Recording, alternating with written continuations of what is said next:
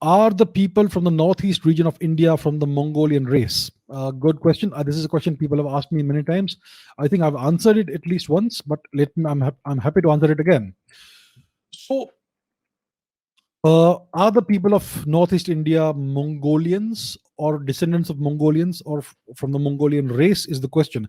See, the concept of race is a 19th century colonial concept. There is no such thing as a race. It is an unscientific term. There is no there is no scientific definition of race. There is no scientific definition of the boundaries between race and when one race ends and another race begins. There is actually not even a proper scientific definition of the boundaries between species, right? There is no such thing as a pure race. There is no such thing as a pure ethnicity. There is no such thing as a pure species either, right?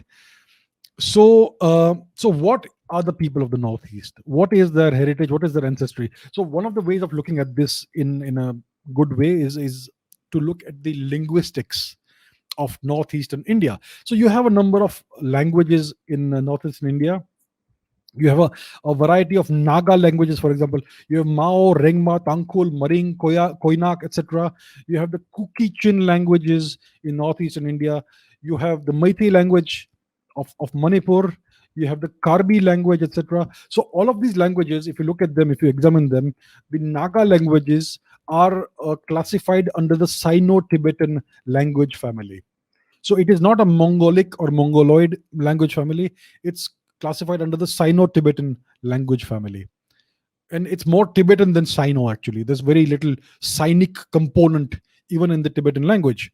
So essentially, it is the Naga languages, the various Naga languages, many of which are not mutually intelligible. They are all part of the so-called Sino-Tibetan language family. The Kuki-Chin language again is part of the Kuki-Chin languages are part of the Sino-Tibetan language family. The Meitei language is part of the Tibeto-Burman language family.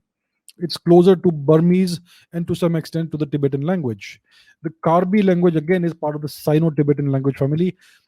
If we know the history of the Northeast is very complex, the people of Assam, the Ahom people, were actually originally of the Thai ethnicity.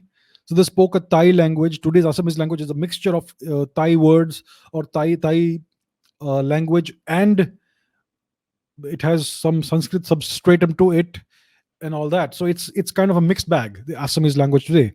And similarly, you have the other languages which are spoken in Meghalaya, for example, which would be part of various such local language families and so on. So the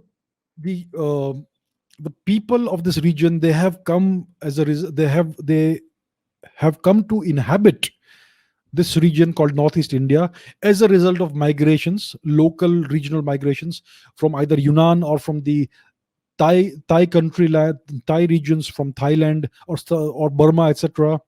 The Kukis are essentially from east of India in Burma, but now they are also inhabiting parts of Northeast India and so on. So it's a mixed bag. It's a complex history. It's a complex bag of linguistics, but there is clearly no Mongolian component in this. So that is the answer in brief.